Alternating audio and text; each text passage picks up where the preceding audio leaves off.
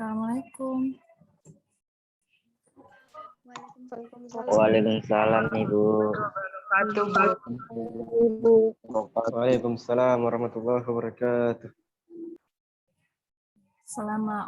Selama kita online ini, tolong kameranya semua diaktifkan, itu wajib. Kemudian nama di Zoom-nya adalah nama terus underscore name. Ya, tolong di rename semua jadi nama underscore name. Silakan dinyalakan semua kameranya. Baru kita mulai sebentar lagi.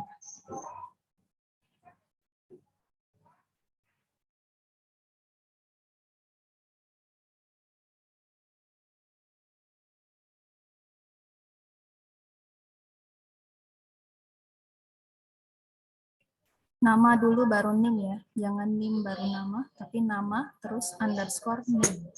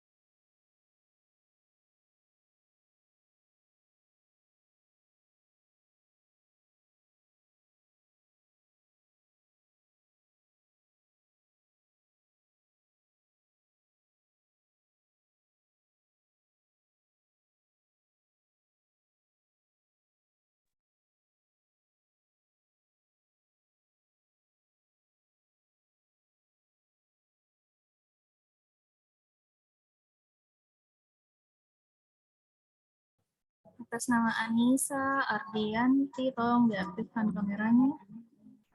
Filpan Padilla, Irma,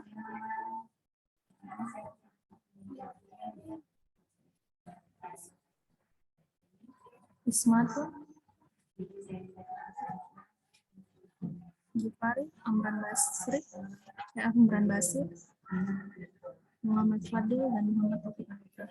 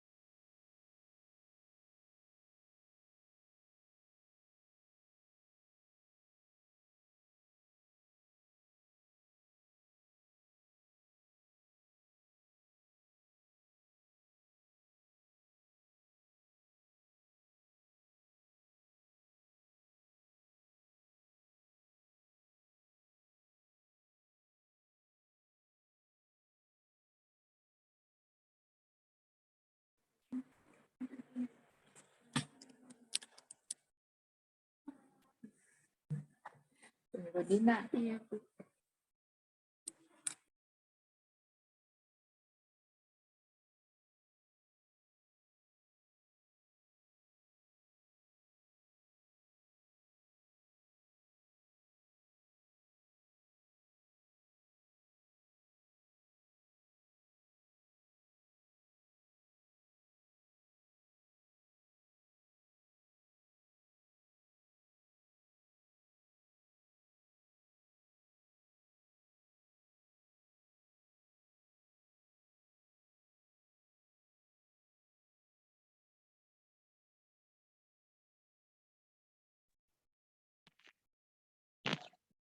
Tes suara, jelas suaraku?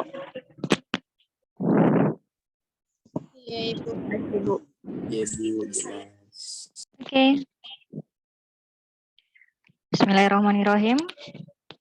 Assalamualaikum warahmatullahi wabarakatuh. Waalaikumsalam Waalaikumsalam warahmatullahi wabarakatuh. warahmatullahi wabarakatuh. Waalaikumsalam warahmatullahi wabarakatuh. Oke, selamat siang semuanya. Masih semangat? Siang, Bu. Siang, Ibu. Dari jam berapa? Semangat. Jam 1, Bu. Oke. Kita mulai ya. Yang terhormat, Ketua Jurusan Manajemen Pendidikan Islam, Fakultas Tarbiyah UIN Alauddin Makassar, Pak Ridwan Idris, SAG MPD. Yang terhormat, Sekretaris Jurusan Manajemen Pendidikan Islam, Fakultas Tarbiyah UIN Alauddin Makassar, Ibu Dr. Mardia SAG MPD. Yang terhormat, host kita, Ibu Lisa Nursita, SEMSI, dan tentunya Ananda, Adinda, ya, para peserta PLP 1 yang kami banggakan. Oke, kita masuk di acara selanjutnya. Pada pembekalan PLP 1, mahasiswa semester 4, Fakultas Tarbiyah dan Keguruan UIN Alauddin Makassar. Ya, semoga masih semangat. Karena pembekalan ini adalah salah satu step yang harus Anda lalui belum bisa mendapatkan gelar SPD ya. Jadi ingat mau dapat gelar SPD sedikit lagi. Jadi silahkan didengarkan, dicatat apa saja yang akan diinfokan oleh Bunda Mardia. Dan kalau misalnya ada yang kalian belum pahami, masih bingung, mohon segera ditanyakan ya kepada Bunda Mardia selaku narasumber kita hari ini. Kemudian untuk daftar hadirnya, Ibu Lisa, apakah online? Oke, ada juga daftar hadir. Harap diisi daftar hadirnya. Oke, jadi daftar hadirnya akan diinfokan di room chat. Silakan nanti room chatnya, tapi belum ya di-share. Jadi saya harapkan tetap mengikuti sesi ini sampai selesai. Kemudian nanti akan kembali ke bergabung. Oh, tidak bergabung ya. Penutupan. Jadi setelah instrumen manajemen PLP 1 yang akan dibawakan oleh Bunda Mardia, dilanjutkan dengan penutupan pembekalan PLP oleh Ketua ada atau Sekretaris Prodi atau kembali ke Bunda. Bunda, apakah sudah siap, Bunda? Siap, siap, siap.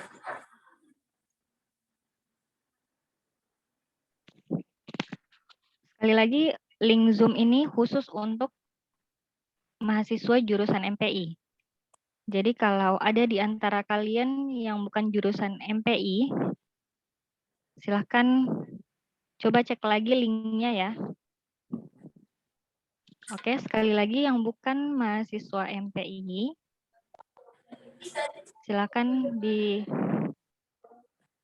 kembali linknya untuk jurusan pendidikan. Jadi kalau yang jurusan MPI khusus di sini, sedangkan yang lain punya room Zoom meeting sendiri ya.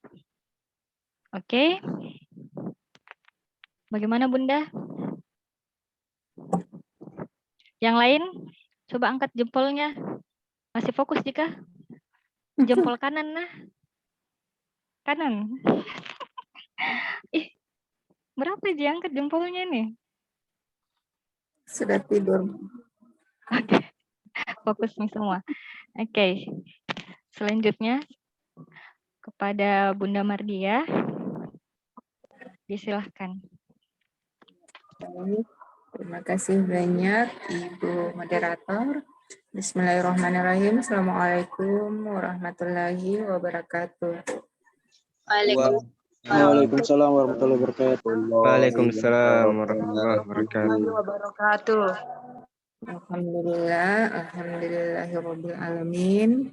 Mari senantiasa kita mengucapkan rasa syukur yang tak terhingga atas berbagai limpahan nikmat yang diberikan kepada kita semua, sehingga pada sore hari ini kita dapat bertemu dalam rangka mengikuti kegiatan akademik, yaitu pembekalan PLP 1 khusus mahasiswa jurusan Manajemen Pendidikan Islam. Dan sekali lagi kita semua dalam keadaan sehat walafiat. Kemudian tak lupa pula salawat dan salam takzim kita kepada Nabi besar kita, Nabi Muhammad SAW. Semoga salawat yang senantiasa kita kirimkan ini menjadi wasilah bagi kita untuk mendapatkan keberkahan hidup di dunia dan di akhirat. Baiklah, yang saya hormati Ibu Siti Ibrah Mustafa Kamal, SE MSI, Ibu Lisa Nursita, SE MSI, dan seluruh mahasiswa jurusan Manajemen Pendidikan Islam yang saya banggakan, anak-anakku yang sebentar lagi akan mengikuti salah satu kegiatan akademik tarbiyah, yaitu PLP 1 ya. Baiklah, oleh panitia saya diamanahkan untuk membawakan materi ke instrumen khusus untuk manajemen pendidikan Islam. Sebenarnya ini pemateri aslinya adalah Pak Kajur kita, Pak Ridwan Idris SAG MPD, tapi berhubung beliau juga memiliki kegiatan yang beririsan dengan waktu kegiatan PLP 1 ini, maka diamanahkan kepada saya ya. Baiklah Ananda, jadi sebelum kita masuk pada instrumen PLP 1, maka kita akan melihat dulu sebenarnya tujuan PLP 1 itu apa ya. Karena di Fakultas Tarbiyah ini di antara 9 prodi, ada beberapa prodi yang memiliki kekhasan tersendiri pada saat pelaksanaan PLP 1. Di antaranya jurusan kita Manajemen Pendidikan Islam dan jurusan atau prodi PIAUD itu memiliki kekhasan tersendiri. Kalau jurusan selain yang dua ini relatif sama ya, hanya berbeda pada konten saja. Baiklah Ananda, tujuan PLP 1 ini khusus untuk Manajemen Pendidikan Islam adalah dalam rangka untuk memantapkan kompetensi akademik Ananda semua terkait materi-materi kependidikan, kemudian membangun jati diri guru pada diri Ananda sekaligus sebagai tenaga kependidikan. Jadi ada 3 hal ya yang harus diperhatikan. Nah, ketika PLP 1 ada beberapa yang harus Ananda amati. Ada 7 poin penting. Yang pertama itu Ananda harus mengamati bagaimana kultur atau budaya sekolah di mana Ananda ditempatkan nantinya. Apakah itu adalah sekolah umum, mulai dari SD, SMP ataupun SMA, ataukah dia adalah lembaga pendidikan Islam, dalam hal ini madrasah, baik MI, Sanawiyah maupun madrasah aliyah. Jadi Ananda akan memperhatikan kultur yang ada di sekolah ataupun madrasah tersebut. Kemudian poin kedua adalah Ananda akan mengamati bagaimana manajemen sekolah atau madrasah yang berlangsung. apakah menerapkan manajemen berbasis sekolah atau belum? Kalau menerapkan, seperti apa penerapannya? Apakah sudah maksimal ataukah seperti apa? Ya. Yang ketiga adalah struktur organisasi. Nah, setiap sekolah ataupun madrasah itu memiliki struktur yang berbeda, tergantung dari kesepakatan dari pihak sekolah tersebut. Jadi Ananda nanti mungkin akan menggambar ataukah Anda akan melihat. Boleh, boleh. Oke. Ya. Kemudian yang keempat adalah pengamatan terkait kegiatan-kegiatan seremonial yang dilaksanakan di sekolah atau madrasah tersebut. Kegiatan ini mulai dari upacara, rapat-rapat, kemudian bagaimana kegiatan KKG-nya, MD-MP-nya, dan sebagainya. Pokoknya semua kegiatan seremonial yang ada di madrasah ataupun sekolah tersebut harus Ananda perhatikan. Yang kelima adalah pengamatan karakteristik peserta didik. Ananda sudah mempelajari manajemen peserta didik, maka saatnya di sekolah atau madrasah nanti Ananda akan menerapkan dan mencoba mengobservasi bagaimana peserta didik yang ada di sekolah ataupun madrasah tersebut. Kemudian keenam adalah pengamatan terkait kegiatan peserta didik, baik kegiatan intra maupun kegiatan ekstrakurikulernya itu apa saja, dan bagaimana mereka melakukan pengembangan bakat dan minat peserta didik di sana. Nomor 7 adalah pengamatan terkait praktik-praktik kebiasaan positif yang ada di sekolah. Biasanya di sekolah itu ada 5S dan sebagainya. Nah, itu Ananda amati semuanya. Itu tujuan PLP untuk Prodi Manajemen Pendidikan Islam. Selanjutnya kita masuk pada, ya, jadi nanti Ananda akan dibagi menjadi beberapa kelompok, bisa 5-8 orang, dan satu kelompok itu akan dibimbing oleh satu orang dosen pembimbing dan satu orang guru pamong.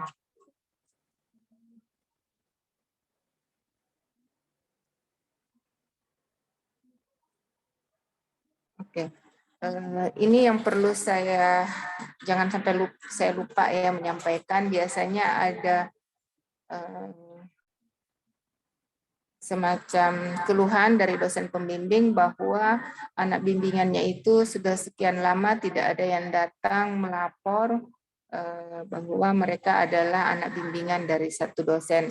Jadi semua Ananda, jika sudah ada pembagian kelompok dan sudah ada pelepasan ke sekolah tertentu sesuai dengan kelompok Ananda harus segera melapor ke dosen pembimbing dan upayakan untuk membuat satu grup WA sehingga komunikasi antara dosen pembimbing, guru pamong, dan Ananda selaku mahasiswa PLP dapat dengan mudah dilakukan di grup WA tersebut.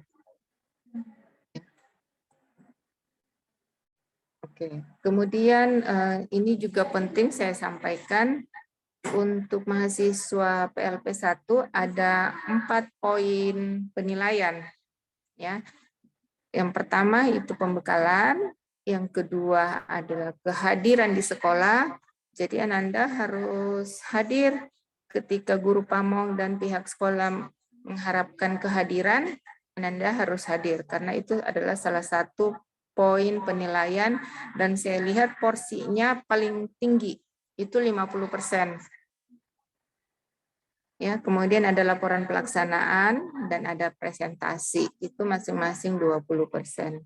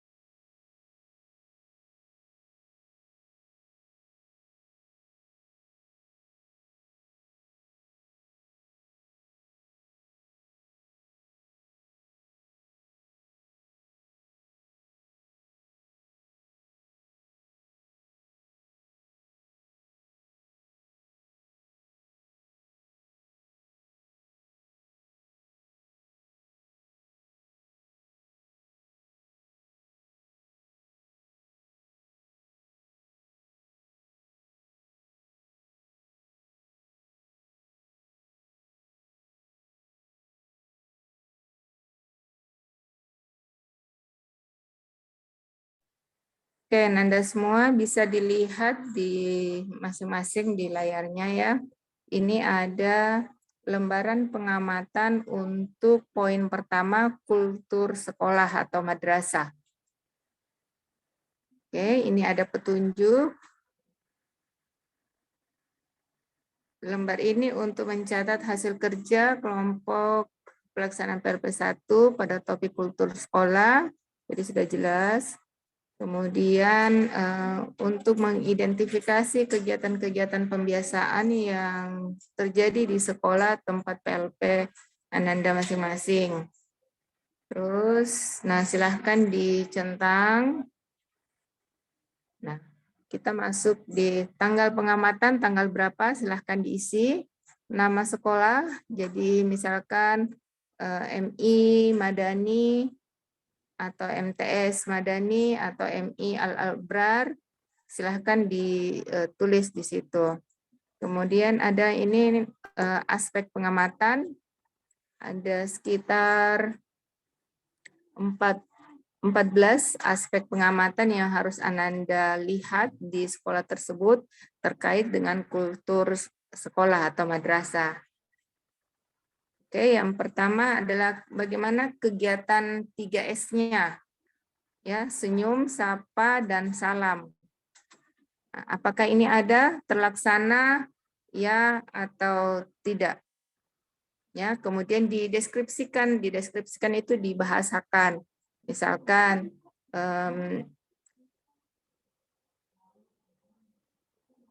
bukan hanya itu ya. Jadi dibahasakan misalkan setiap pagi jam 7 sudah terdapat guru yang menyambut di depan pintu gerbang dengan senyum yang ramah, mengucapkan salam kepada siapa saja yang masuk ke sekolah. Dideskripsikan seperti itu. Kemudian yang kedua, sebelum memulai pembelajaran, siswa berdoa bersama. Nah, ini Ananda bisa mengintip, ya, mengintip di kelas karena Ananda kan tidak masuk di dalam kelas ketika pembelajaran. Jadi apakah berdoa bersama ini terlaksana atau tidak? Kemudian pengkondisian awal belajar seperti apa yang ada, ataukah hanya setelah berdoa langsung masuk materi atau seperti apa? Ananda harus dengan sangat baik mengobservasi.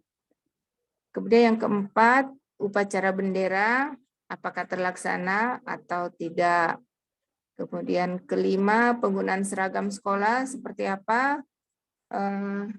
Seragamnya apakah rata dari Senin sampai Jumat atau sampai Sabtu, ataukah setiap hari itu berbeda-beda, atau setiap Senin Selasa memakai seragam apa, Rabu Kamis seragam apa, itu dideskripsikan. Kemudian anjuran menjaga kebersihan. Nah, anjuran menjaga kebersihan ini terlaksana atau tidak. Nanti deskripsinya bisa kalian bahasakan anjurannya itu apakah lisan pada saat upacara atau pada saat baris di pagi hari, ataukah ada semacam tulisan-tulisan yang tertera di sekolah, dipajang di mana untuk anjuran menjaga kebersihan ataupun ketenangan yang nomor 7 ya. Semuanya kalian amati. Termasuk yang ke-8 juga ternyata anjuran memanfaatkan waktu. Kemudian yang ke-9, tercipta suasana yang tenang dan nyaman untuk belajar. Ya, kalian amati, kalian rasakan apakah memang di sekolah tersebut kenyamanan, ketenangan itu sangat kondusif. Kemudian nomor 10, para siswa menyapa dan mengucapkan salam jika bertemu dengan guru. Nah, kalian harus pintar-pintar mengamati kondisi ini. Ya, ya atau tidak, kemudian deskripsikan seperti apa. Yang ke-11, siswa memiliki sikap disiplin baik dalam kehadiran dan aktivitas dalam belajar. Saya pikir ini jelas. ke-12, guru memiliki sikap disiplin dalam melaksanakan tugasnya. Ini juga bisa diamati apakah tepat waktu gurunya, tepat masuknya, keluarnya juga tepat, ataupun lambat masuknya, tepat keluarnya. Ke-13, kapasitas ruangan guru dan kelas disesuaikan dengan jumlah penghuni sehingga tidak terasa sumpek. Jadi nomor 13 ini silahkan kalian mengingat kembali materi manajemen sarana dan prasarana, bagaimana jumlah kelas efektif itu seperti apa, idealnya dalam satu kelas itu ada berapa jumlah siswa, kemudian bagaimana sarananya di dalam, itu kalian buka-buka lagi supaya bisa mengamati poin ke-13 ini dengan baik. Ya, kemudian poin terakhir adalah suasana di sekolah menyenangkan. Ya, itu rasanya tidak sulit untuk kita mengamati apakah di sekolah itu menyenangkan atau tidak. Di sini ada pada saat di kolom keterlaksanaan ada ya itu dibagi dua, BK dengan KR. BK itu baik, KR itu kurang, ya. Jadi bisa dibedakan. Kemudian ini kelompok berapa, nama praktikannya berapa, 1, 2, sampai 8, kalau 8, 5, kalau sampai 5 orang praktikan. Kemudian di lampiran ketiga ini lembar manajemen sekolah. Modelnya sama saja yang tadi, hanya membedakan adalah pada poin pengamatan atau aspek pengamatannya, ya. Bisa dilihat bagian pertama ini administrasi kepala sekolah. Administrasi kepala sekolah ini ada 5 aspek yang harus, 5 poin yang harus diamati. Pertama, kalender pendidikannya ada, kalian tanyakan, kalian lihat, biasanya ada di ruang guru ataupun di ruang kepala sekolah. Jadwal pelajarannya, daftar pembagian tugas, program tahunan, dan yang terakhir adalah rekap supervisi kelas atau supervisi mata pelajaran. Poin penilaiannya sama, keterlaksanaannya ya, baik atau kurang, dan tidak. Kemudian dideskripsikan. Aspek kedua, administrasi surat menyurat, ini juga ada 6 poin yang harus kalian lihat, amati. Yang pertama, agenda surat keluar, surat masuk, apakah ini tercatat dengan sangat baik, ataukah begitu saja surat masuknya dan surat keluarnya tidak ada pencatatan, silahkan diamati. Kemudian nomor 7, file untuk arsip dipisah dalam kelompok hal terkait dengan arsip itu. Jadi arsipnya harus kalian lihat bagaimana pengarsipan di sana, apakah sangat rapi, dipisah berdasarkan halnya, ataukah seperti apa. Kemudian daftar hadir juga, notulen rapat, apakah setiap rapat ini ada notulennya, ada hasil pencatatannya, kalau ya, apakah terdokumentasi dengan baik, ataukah kurang baik, atau tidak sama sekali terlaksana. Yang terakhir adalah ya, apakah semua berkas administrasi di sekolah atau madrasah tersebut semuanya rapi dimasukkan dalam file-file, dalam map, dan tersimpan di dalam lemari di ruang tata usaha dengan sangat rapi ataukah tidak. Ya. Kemudian masuk ke aspek ketiga adalah administrasi kesiswaan. Administrasi kesiswaan juga ada 7 poin yang harus kalian amati. Yang pertama adalah buku induk siswa, apakah ada?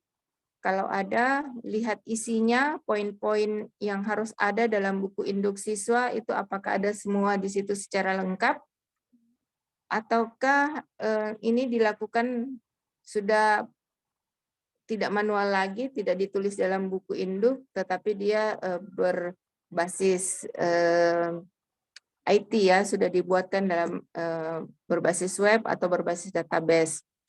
Kemudian data hadir, daftar hadir. Kemudian ketiga, buku mutasi siswa, apakah sudah diisi atau tidak? Adakah mutasi yang terjadi dalam satu semester terakhir atau dalam 1 tahun terakhir?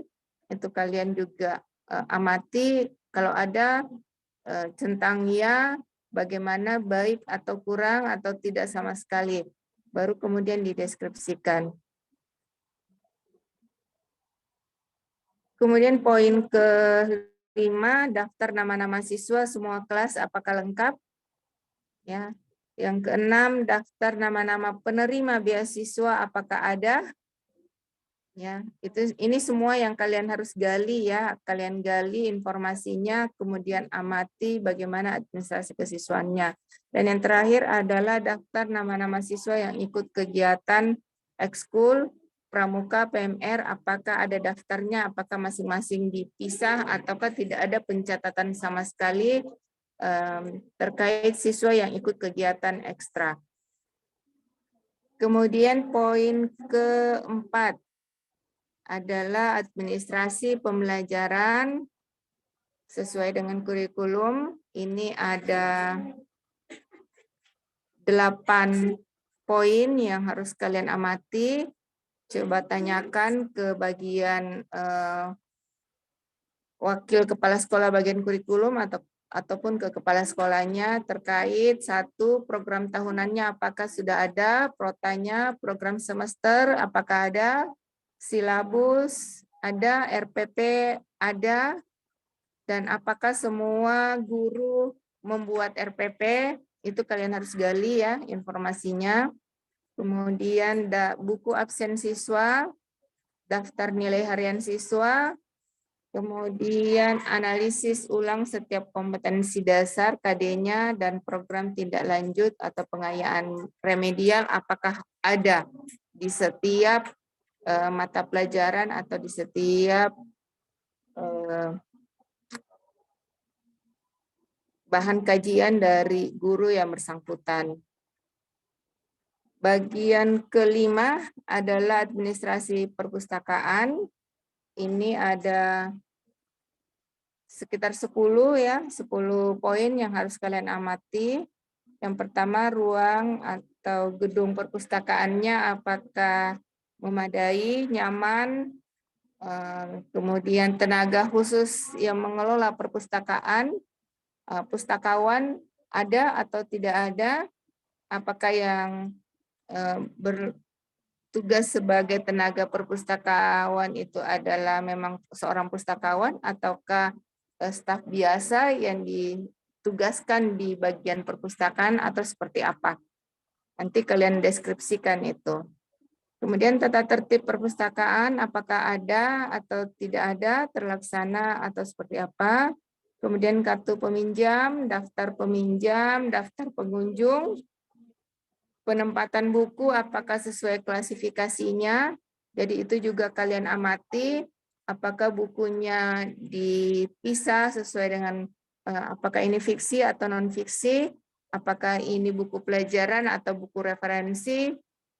Kalian amati di perpustakaan tersebut.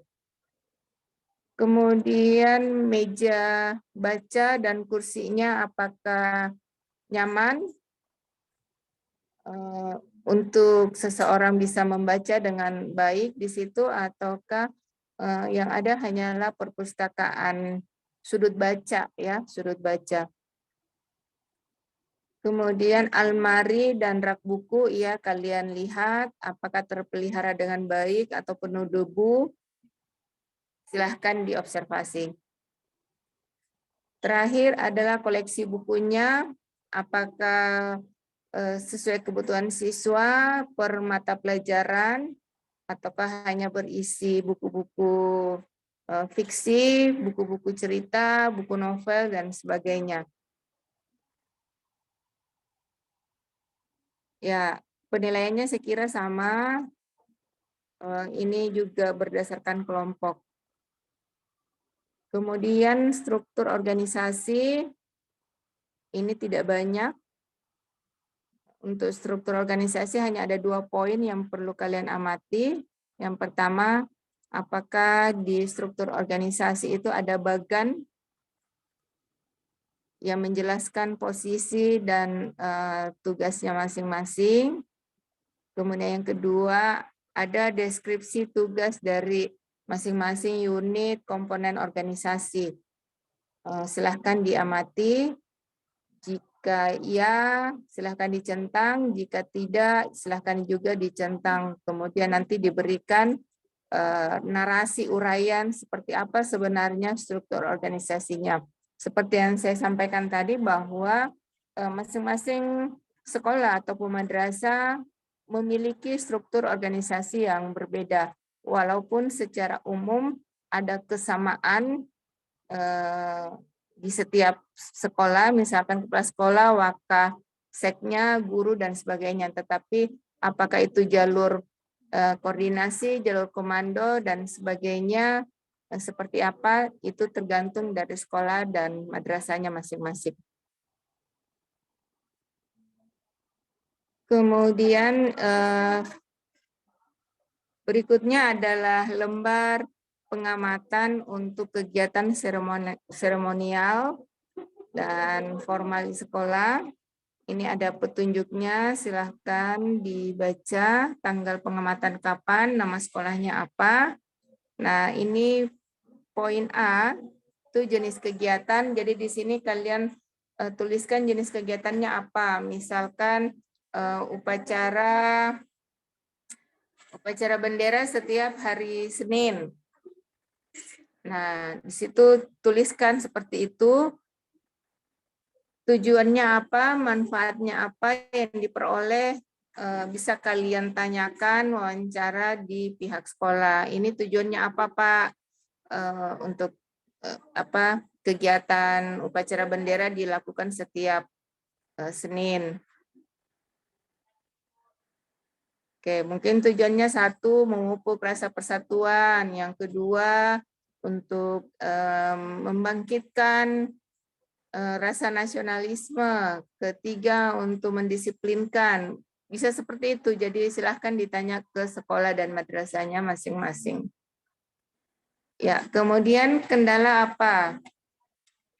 Jadi kalian juga bisa observasi, tanya-tanya ke pihak sekolah, guru-guru, guru A sampai guru B, guru seterusnya sampai ke tata usaha, ke bagian keamanan, bagian cleaning service, tanyakan juga kira-kira apa kendalanya ketika dilaksanakan upacara bendera.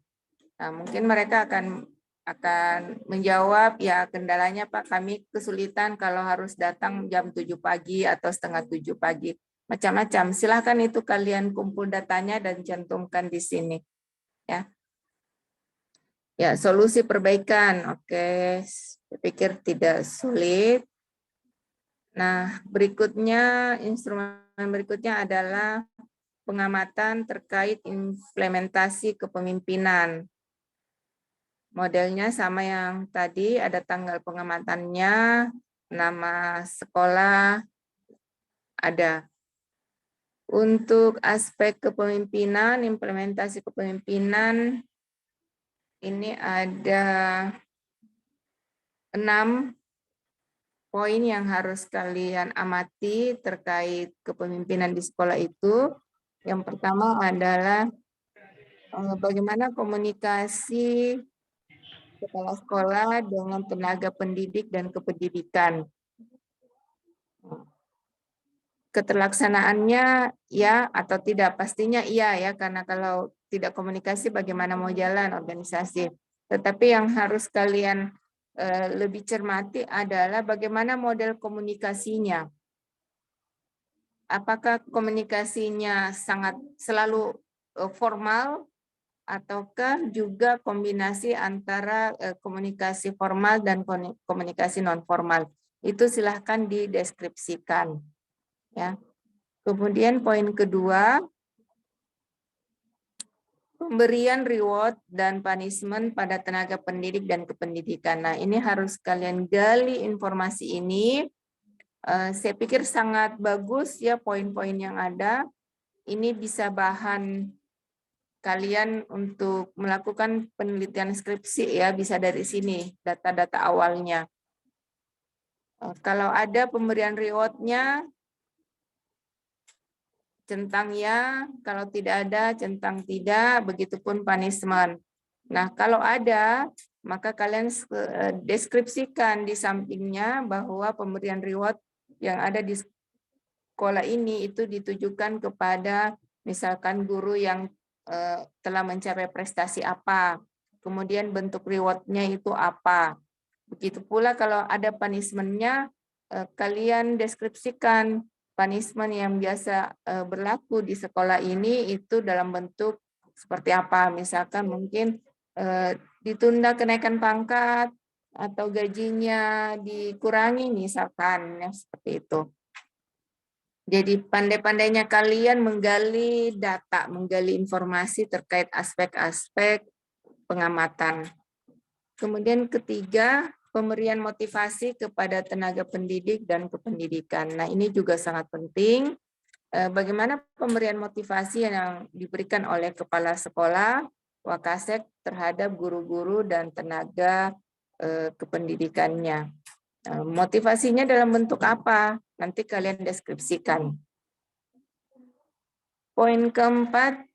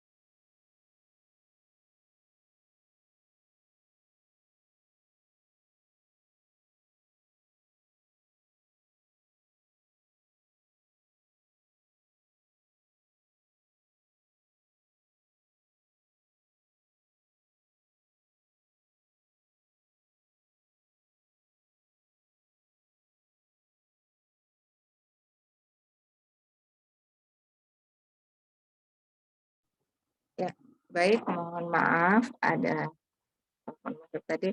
Ya, berikutnya poin keempat terkait pengamatan unsur kepemimpinan adalah bagaimana pelaksanaan kegiatan yang mendukung kinerja tenaga pendidik dan kependidikan. Jadi Ananda harus mengamati apakah kepala sekolah dalam hal ini bisa mensupport tenaga pendidiknya, tenaga kependidikannya untuk mengikuti berbagai pelatihan-pelatihan ataupun menciptakan satu kegiatan-kegiatan di sekolah maupun di luar sekolah yang terkait peningkatan kinerja guru dan tenaga kependidikannya. Yang kelima adalah terkait pengambilan keputusan yang melibatkan tenaga pendidik dan kependidikan. Jadi Ananda mencoba menggali di sekolah ini bagaimana pengambilan keputusan dari setiap permasalahan-permasalahan yang ada ataupun prosedur-prosedur kerja yang ada di sekolah ini. Apakah melibatkan tenaga pendidik atau kependidikan, ataukah hanya murni adalah keputusan dari kepala sekolah sendiri. Ya. Yang terakhir, poin terakhir adalah pengambilan keputusan dilakukan oleh kepala sekolah atau madrasah. Nah, ini yang terkait yang saya maksudkan tadi di poin nomor 5. Apakah ketika pengambilan keputusan itu melibatkan sumbangsi saran, masukan dari tenaga pendidik dan Kependidikan ataukah hanya dilakukan oleh kepala sekolah seorang diri. Ya. Kemudian ya instrumen ini instrumen terakhir atau manajemen keuangan pendidikan. Perlu Ananda ketahui bahwa biasanya untuk implementasi manajemen keuangan di sekolah ini biasanya juga pengalaman selama ini tidak seterbuka ketika kita melakukan pengamatan aspek-aspek manajemen kepemimpinan, manajemen peserta didik, ya. Jadi untuk unsur manajemen keuangan biasanya agak tertutup, dan Ananda sebagai praktikan mahasiswa jangan memaksakan kehendaknya untuk mengambil data sebagaimana yang ada di instrumen. Kalau dikasih ya silahkan, terima kasih banyak. Kalaupun tidak ya sabar saja. Tapi semoga kalian bisa mendapati sekolah yang untuk unsur manajemen pembiayaan juga bisa terbuka ya. Jadi untuk unsur ini ada beberapa poin yang harus kalian gali, ada 11 saya lihat. Yang pertama adalah penyusunan anggaran per periode tahunan dan semester. Ya, jadi apakah ada penyusunan anggaran per periode? Apakah itu dilakukan per semester atau per tahun? Kalau ada, silakan centang ya. Kalau tidak, centang tidak. Kemudian dideskripsikan. Yang kedua adalah penyusunan anggaran menggunakan 8 standar nasional pendidikan. Nah, jadi sama dengan manajemen peserta didik, untuk manajemen pembiayaan atau keuangan, silahkan kalian kembali mempelajari materi-materinya sebelum kalian terjun ke sekolah itu ya. Kemudian poin ketiga, pembuatan rencana anggaran pendapatan dan belanja sekolah atau madrasah. Ini apakah ada? Kalau ada, kalian bisa mencoba meminta apakah boleh dilihat atau tidak. Kalau boleh, silahkan kalian amati seperti apa modelnya dan silahkan dideskripsikan. Yang keempat adalah pembuatan rencana kerja sekolah, RKS-nya, RKS-RKM-nya, apakah ada? Kalau ada, coba selalu kalian melihat ya, melihat karena di kampus kalian sudah mempelajari bagaimana itu RKM, RKS-nya, maka kalian ketika PLP 1 diminta untuk melihat, memantapkan teori yang sudah kalian pelajari dengan melihat praktek-prakteknya di sekolah. Poin kelima, pengesahan dokumen RAPBS oleh instansi yang berwenang. Apakah ada atau tidak? Apakah terlaksana atau tidak? Kemudian ya nomor 6 ini penting. Ya, yang lain juga penting tapi ini sangat penting. Pembelanjaan dana apakah sesuai dengan rencana? Nah, ini terkadang ini yang di sekolah-sekolah masih tidak dibuka untuk umum. Ya. Oke, kemudian pencatatan penerimaan dana ada atau tidak? Ke-9, pembelanjaan dilakukan dengan memanfaatkan sumber daya yang tersedia, ataukah pembelanjaan itu hanya dilakukan oleh 1 orang atau oleh 2 orang, ataukah memang diberdayakan personel yang ada di sekolah untuk pembelanjaan ini. Ke-10, bagaimana pelaksanaan pertanggungjawaban anggaran? Apakah setiap periode semester atau tahunan? Yang ke-11, penyampaian laporan penerimaan pengeluaran sekolah kepada sumber dana. Oke, yang terakhir ini ya. Manajemen hubungan masyarakat ya. Ini sama isi tanggal pengamatan, nama sekolah, kemudian aspek humas ini ada 7, tidak banyak. Dimulai dari bagaimana komunikasi sekolah dengan orang tua, siswa, terlaksana apa tidak, bentuk komunikasinya seperti apa, apakah melalui persuratan, apakah melalui telepon lisan, apakah melalui grup-grup. Kalau sekarang cenderung setiap sekolah, setiap wali kelas itu memiliki grup WA tersendiri. Yang lebih modern lagi ada grup Telegram, macam-macam. Ya, kalian gali informasi terkait itu. Kemudian komunikasi sekolah dengan masyarakat di sekitar sekolah. Nah, ini kalian lihat bagaimana terlaksana apa tidak, bentuk komunikasinya seperti apa. Biasanya komunikasi yang ada itu seputar masalah-masalah apa saja. Yang ketiga, komunikasi sekolah dengan sekolah lain, ya ini juga harus kalian dapatkan datanya, apakah ada, karena biasanya setiap sekolah, jenjang sekolah itu ada perhimpunannya, ya ada persatuannya. Kemudian komunikasi sekolah dengan instansi pemerintah sini apakah pemerintah kabupaten atau kota atau dinas pendidikan atau Kemenak, silahkan kalian dapatkan datanya. Kalau ada, centang ya, kalau tidak, centang tidak. Kemudian deskripsikan. Kemudian 5, dukungan dan partisipasi masyarakat. Nah, ini ada atau tidak bentuk dukungannya, partisipasi masyarakat terhadap sekolah itu dalam bentuk apa? Silahkan kalian gali informasinya. Upaya sekolah untuk meningkatkan partisipasi apa saja yang dilakukan oleh sekolah agar partisipasi masyarakat bisa meningkat. Yang terakhir, keikutsertaan dan kepedulian sekolah pada persoalan masyarakat itu ada atau tidak, terlaksana atau tidak. Kalau terlaksana dalam bentuk apa, deskripsikan. Oke, saya pikir tidak ada yang sulit dipahami. Ternyata masih ada. Kemudian manajemen sarana dan prasarana dan sumber belajar. Sama ya, poinnya ada 13. Nah, untuk manajemen sarana dan prasarana, silahkan buka-buka materi manajemen Sapras yang ada sebelum kalian ke sekolah, sebelum kalian melakukan pengamatan.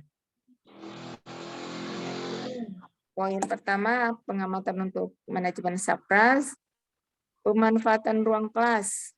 Seperti apa? Kalau dikatakan terlaksana ya pasti ya, tetapi apakah seluruh sudut-sudut ruang kelas itu dimanfaatkan dengan baik, seefektif mungkin? Kalian coba amati.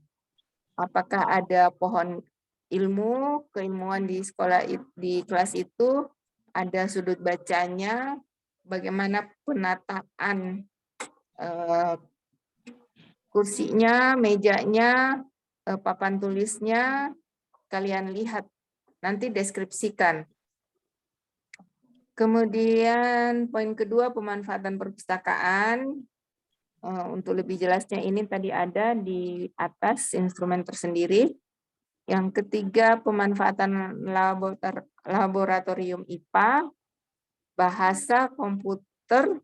Nah, ini sekalian lihat, biasanya beberapa sekolah, itu mudah-mudahan tidak kalian dapati, kalau sekolah-sekolah yang sudah modern, yang sudah bagus, maju, itu laboratoriumnya sangat terpelihara, kemudian sangat dijaga standarnya, tetapi beberapa sekolah yang belum dikategorikan belum maju, laboratorium biasanya ruang kelas saja, di dalamnya hanya ada alat-alat yang kayak patung saja, patung anatomi manusia, itu saja, terus nanti itu diklaim sebagai laboratorium.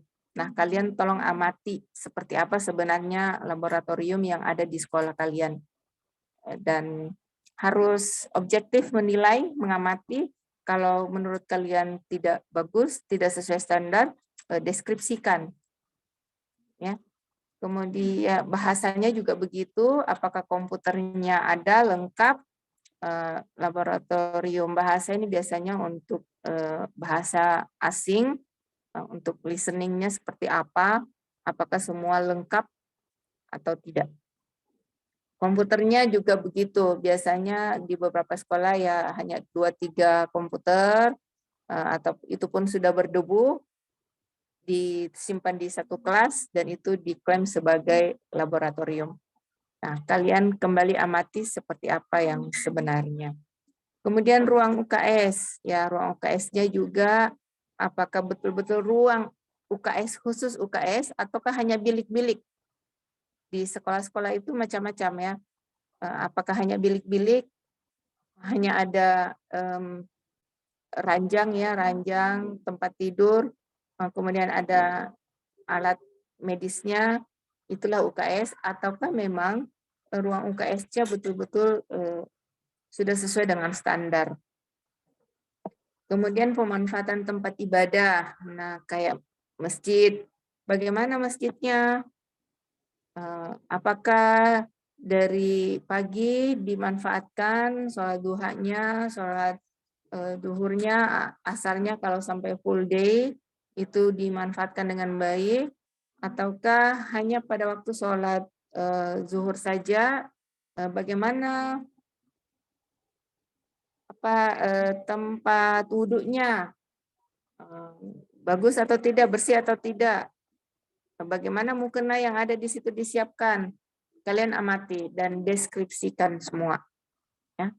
Kemudian pemanfaatan ruang konseling, ya ini kalau ada guru BK-nya seperti apa. Pemanfaatan ruang OSIS, ya ada enggak ruangan untuk OSIS. Pemanfaatan kamar mandi, ini yang harus kalian amati baik-baik. Pemanfaatan kamar mandi, karena kamar mandi itu menjadi satu ruang yang kadang luput dari perhatian maksimal. Ya, tetapi sebenarnya justru di sini itu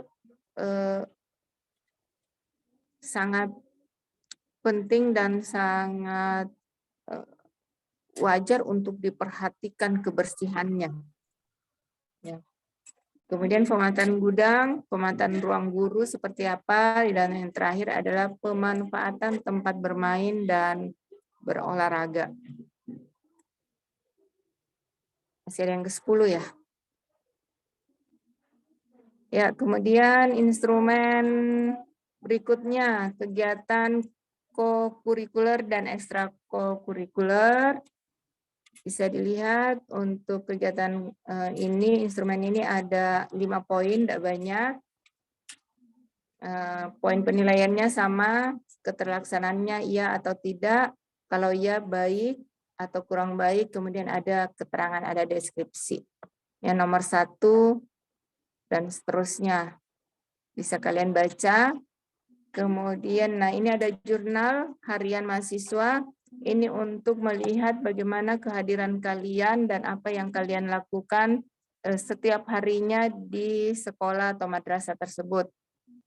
Ini per hari ya, nomor 1 lihat ada hari tanggal berapa, pertemuan keberapa, waktu kunjungannya kapan, aktivitasnya, apa yang kalian lakukan di hari itu, apa permasalahan yang kalian terima atau dapatkan, solusi yang kalian tawarkan, dan para guru.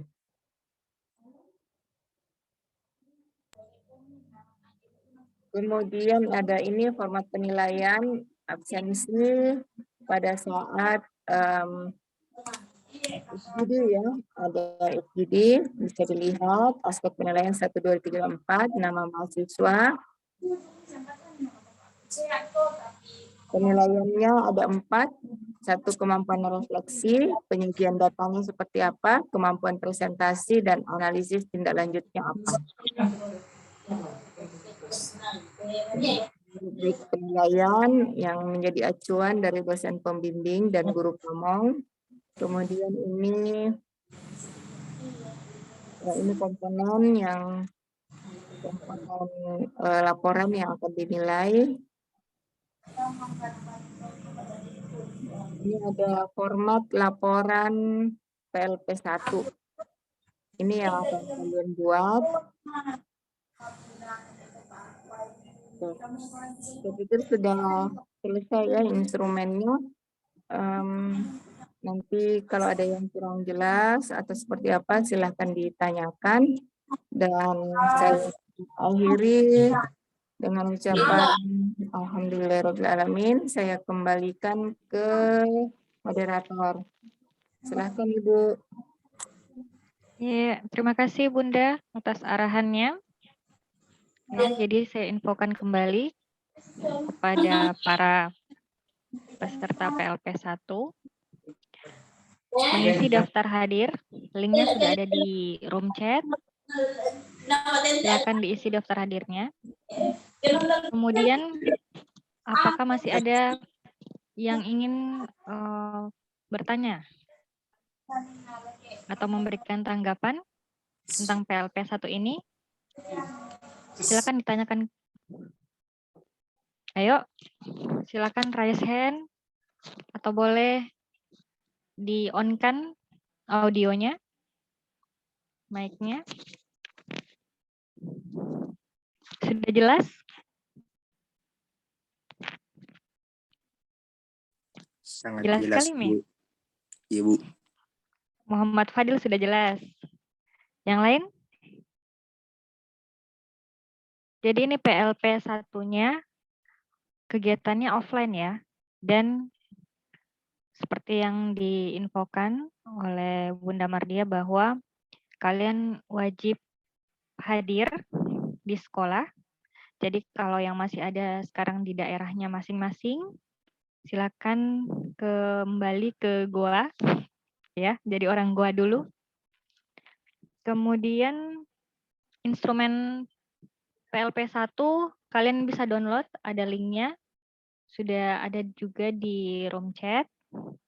Ya, silahkan di-download. Jadi sudah tidak ada yang mau bertanya? Saya beri sekali lagi kesempatan. Yakin tidak ada yang kalian bingung atau kurang jelas?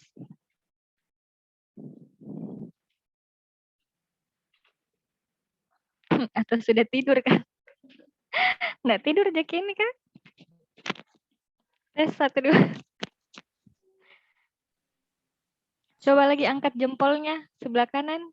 Jelas, Bunda. Oh iya, yang angkat jempolnya berarti masih mendengarkan saya. Oke. Masih ada tahu Bunda? Masih on? Masih sadar semua? Jadi, sudah jelas ya? Tidak ada yang mau ditanyakan? Kita pulang. Tidak ada kayaknya nih. Sekali lagi ya, daftar hadirnya silakan diisi. Bagaimana? Hasrul? Mungkin bisa dijelaskan Bunda soal bedanya dosen pembimbing dengan guru pamong.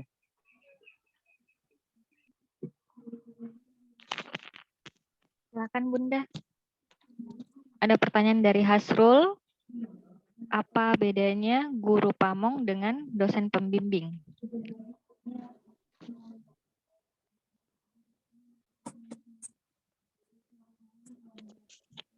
Oke, langsung saja nih dijawab.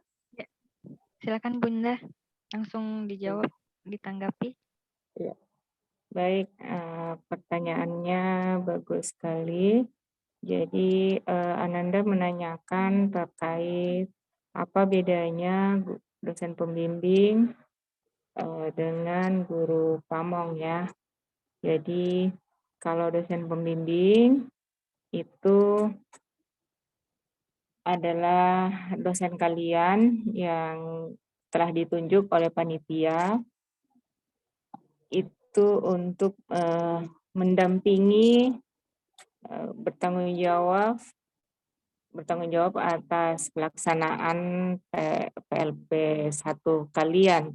Jadi setiap kelompok itu 5-8 orang akan dibimbing oleh satu dosen pembimbing.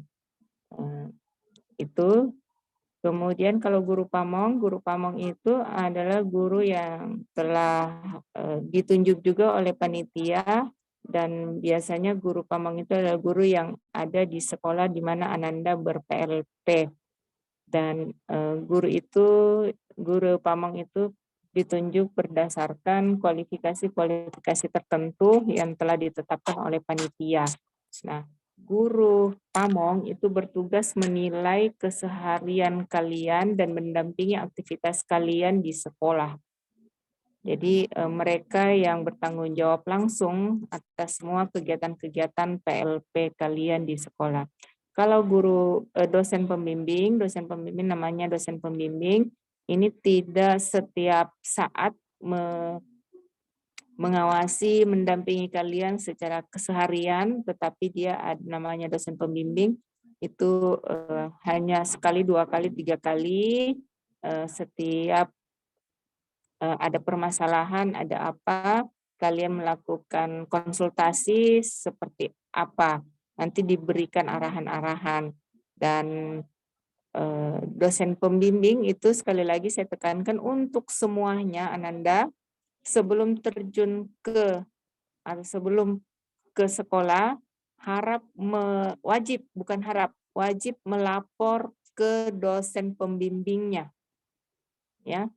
Karena pengalaman yang lalu ada yang sudah berlangsung 3 minggu, 2 minggu, belum melapor ke dosen pembimbing, sehingga dosen pembimbing ini bertanya-tanya, mana ini saya punya anak bimbingan, tidak ada datang melapor, mau dicari di mana. Jadi sekarang saya minta Ananda wajib, kalau sudah ada pembagian kelompok dari panitia, siapa teman kelompoknya, di sekolah mana PLP 1-nya, siapa dosen pembimbing, dan siapa guru pamongnya, maka segera membentuk grup WA, ya, kemudian menghadap ke dosen pembimbing. Ya, seperti itu. Nanti ada arahan dari dosen pembimbing, nanti juga kemungkinan besar dosen pembimbing akan mengantar kalian ke sekolah. Ya, seperti itu. Jadi intinya dosen pembimbing itu terdiri dari dosen-dosen kalian di Tarbiyah atau di MPI yang akan memberikan arahan, mendampingi, bertanggung jawab terhadap kalian selama proses PLP 1. Kalau guru pamong adalah guru yang telah ditunjuk oleh panitia yang bertanggung jawab mendampingi kalian keseharian di dalam pelaksanaan setiap aktivitas di sekolah di mana kalian ber-PLP. Oke, saya pikir cukup ya, Nanda. Ada lagi? Ya, Bunda. Masih banyak. Oke, terima kasih Bunda atas jawabannya. Oke, ada lagi yang mau bertanya?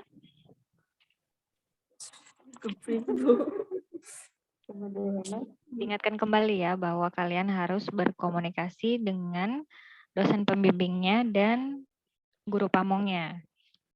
Oke, jadi kalau misalnya dapat dosen pembimbing, ternyata kalian tidak punya nomornya, silahkan segera komunikasikan ya ke jurusan untuk dapat kontaknya.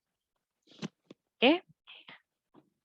Kemudian untuk guru pamong, seperti yang diinfokan juga oleh Bunda, jadi guru pamongnya nanti mendampingi kalian di sekolah, oke, dan mengarahkan apa yang akan kalian lakukan di sekolah, ya. Ada lagi yang mau bertanya? Sudah capek?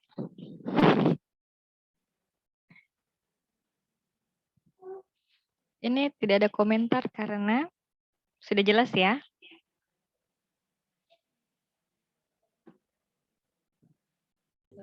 Oke. Bagaimana Bunda? Apakah oke? Oh ya, silakan. Ada yang mau bertanya, silakan.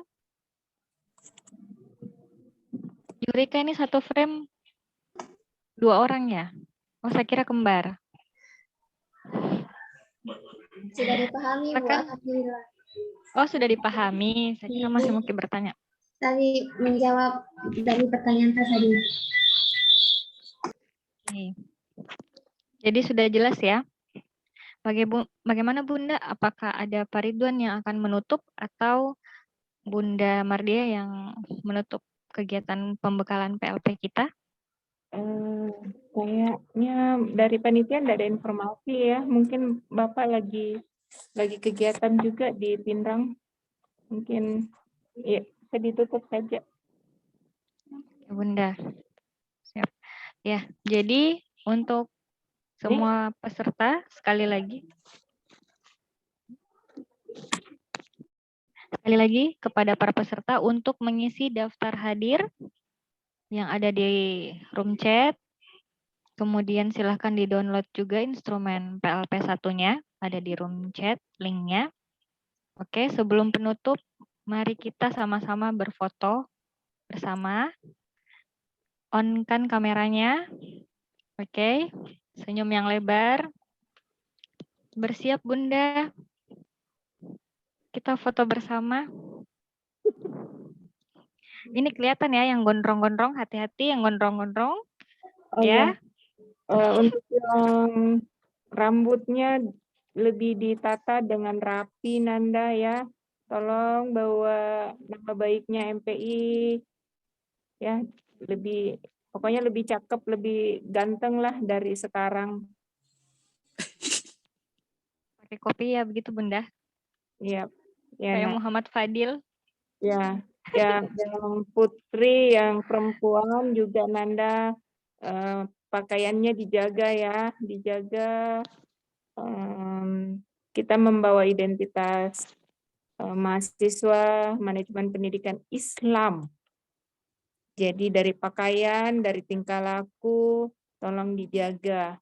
Suaranya juga di sekolah tolong dikondisikan Nanda ya. Pokoknya titip nama baik jurusan, universitas, dan yang terpenting adalah sadari bahwa di diri kita itu identitas Islamnya melekat, jadi tolong dijaga. Ya, itu saja mungkin Bu Ibra. Silahkan dilanjut. Terima kasih pesan-pesannya Bunda. Ayo kita sekarang foto. Oke, menghadap ke kamera semua. Ini ada 4 slide, jadi mungkin sekitar 1 jam. Silakan senyum. Tidak ya? Cukup beberapa menit ya. Ini latihan jadi model ya.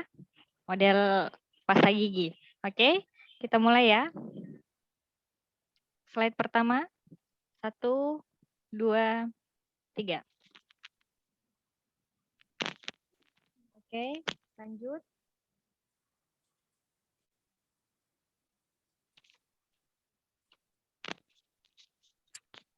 Slide kedua. Siap. Oke, smile. 1, 2, 3.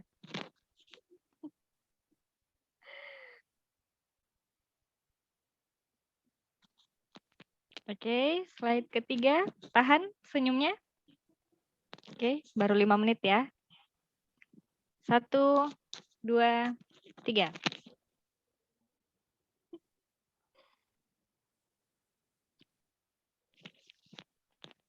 Ya, slide terakhir. Siap-siap. 1, 2, 3. Oke, sip.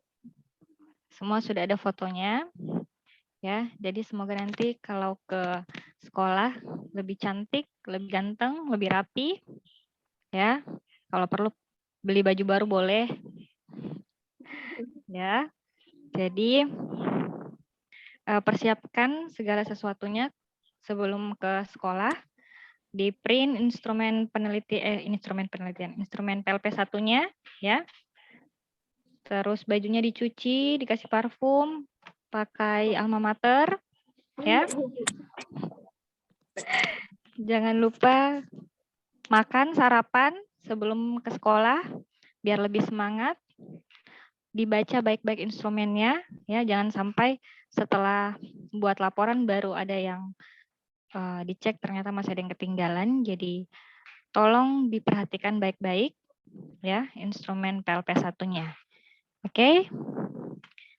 kita akhiri pembekalan PLP 1 kita hari ini. Terima kasih untuk semuanya yang sudah on ya sampai saat ini.